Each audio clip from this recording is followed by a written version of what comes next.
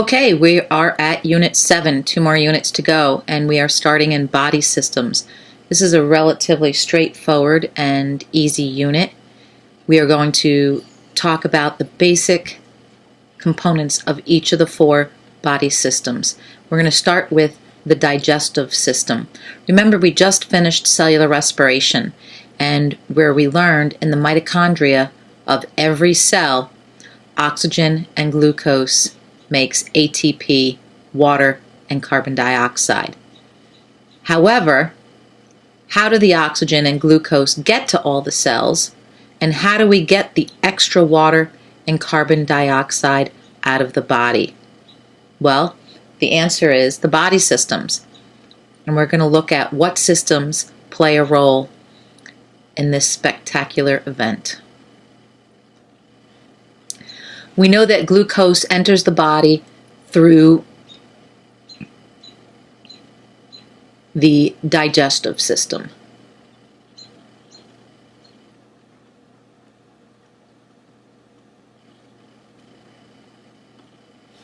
Through the food that we eat. And we know that oxygen enters the body through the respiratory system.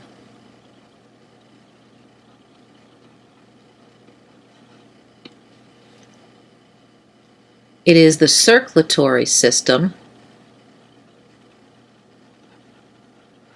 that moves the oxygen and glucose from these other systems to all cells in the body.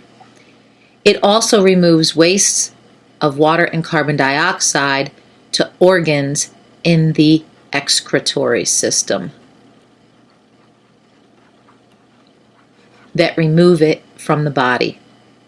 So without all 4 of these systems working together, we would have no energy and we would die. Can you remember why starch and other organic molecules or proteins, carbohydrates and lipids cannot make it into the cell? Do you remember our diffusion through a cell membrane where we made the cell in the beaker? Why couldn't starch make it into the cell? Well, because the molecules were too big.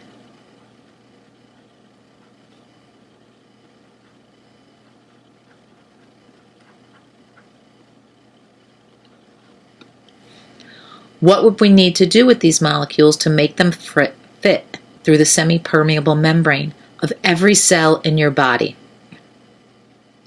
Remember, only small molecules can fit through. So we would have to digest them or break them down.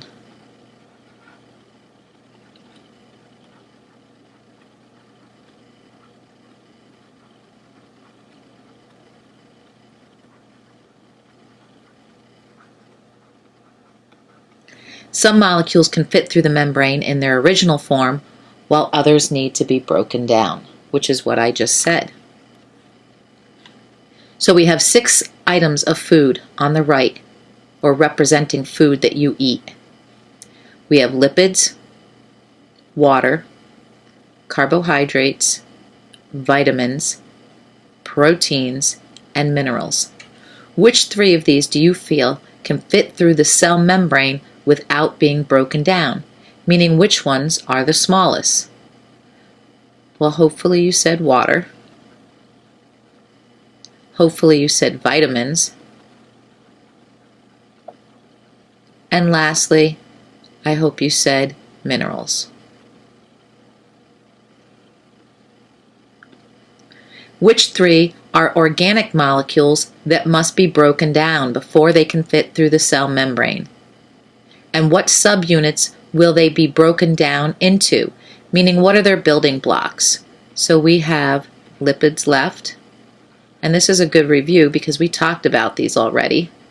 Carbohydrates, although you've probably forgotten, and proteins. Now, I'm pretty sure we just discussed proteins not long ago, so you should remember that the building blocks of proteins are amino acids. Hopefully you remember the building blocks of carbohydrates, which is glucose, And lipids have actually two subunits, and that is glycerol and 3 fatty acids.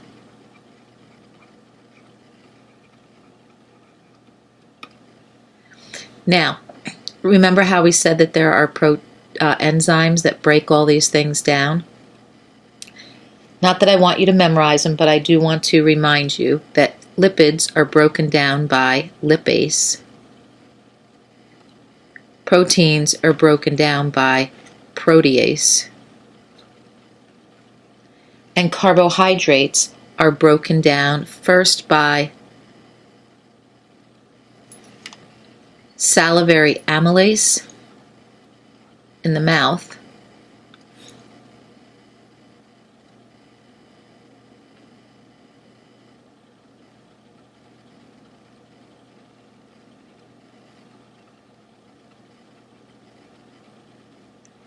and then later on in the small intestine by maltase. Now, interesting enough, just to review, notice all of these end in ASE. It is that ASE ending that tells us it is an enzyme. And enzymes, as we've already learned, are biological catalysts which speed up the rate of a reaction. So here's a picture of our digestive system.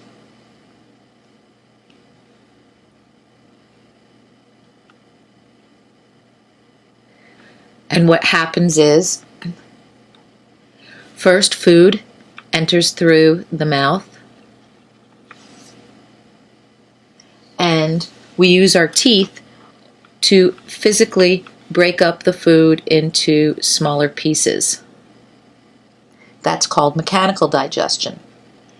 And then your saliva contains salivary amylase, which is released from the salivary glands, and this is where digestion begins. The food is then swallowed, and it passes through the esophagus into the stomach. And then next it winds up in the stomach. And this is where digestion continues to take place, and enzymes will break down some of the proteins. Here you have mechanical and chemical digestion going on.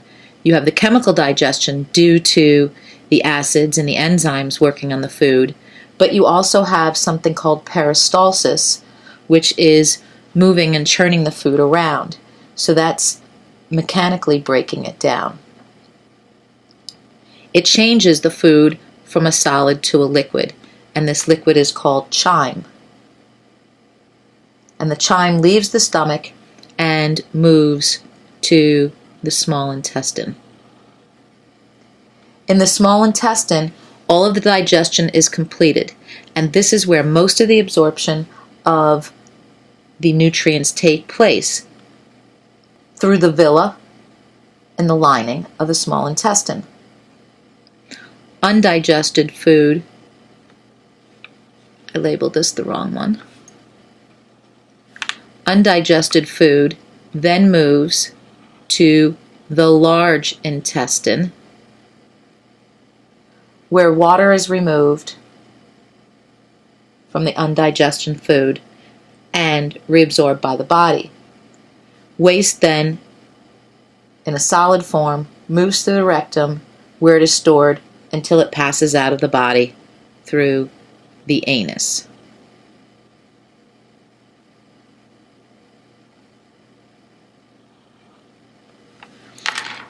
Okay, so that is the digestive system in a nutshell.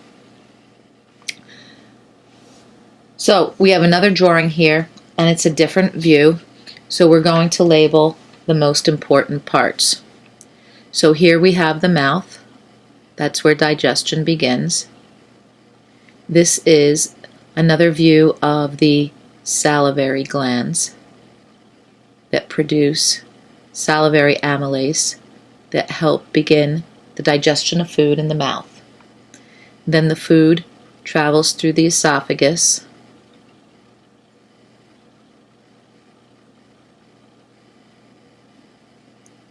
and then it travels down into the stomach.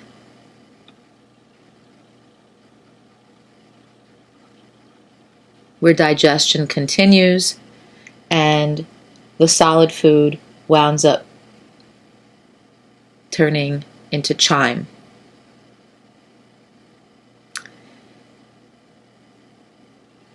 These are your small intestines, which is where it goes next.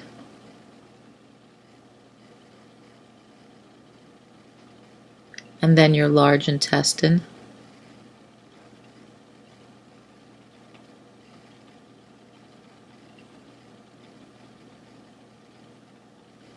And then it exits, the waste is excreted through the anus.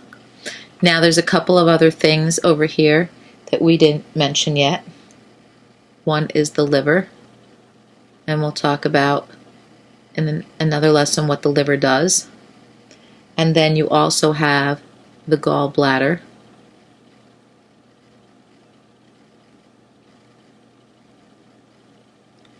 and over here the pancreas. Remember, it's the pancreas that secretes insulin, that takes the glucose and puts it in a usable storage form. So we have these accessory organs that I just mentioned that secrete and give enzymes and other chemicals into the digestive tract organs to help digest the food into smaller pieces that can enter and leave. So this is the pancreas blown up, which we already said produces insulin. And then we have the liver and the gallbladder.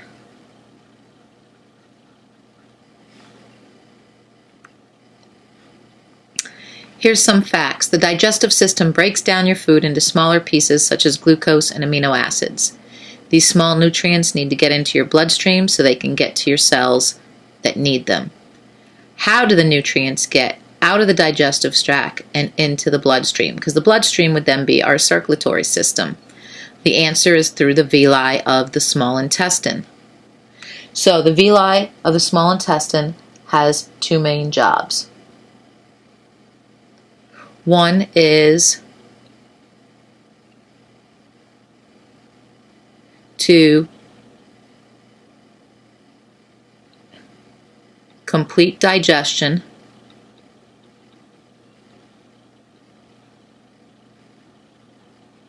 and the second is to absorb nutrients.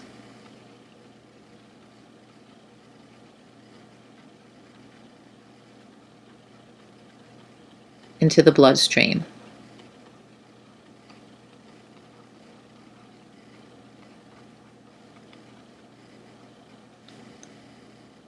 Via the villi.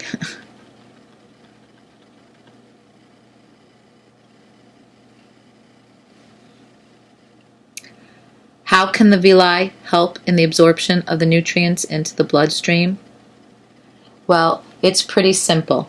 They increase the surface area because they're finger-like projections, which is the picture that you have at the bottom of your notes page here.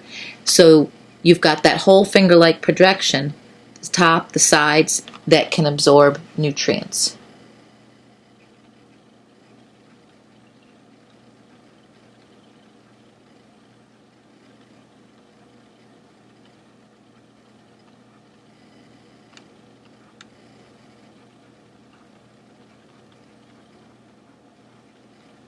So that most food is absorbed by the time it reaches the large intestine. Because we're in the small intestine right now.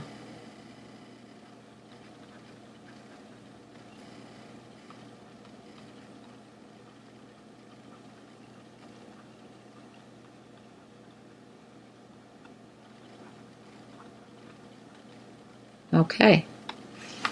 And that is it for the first lesson.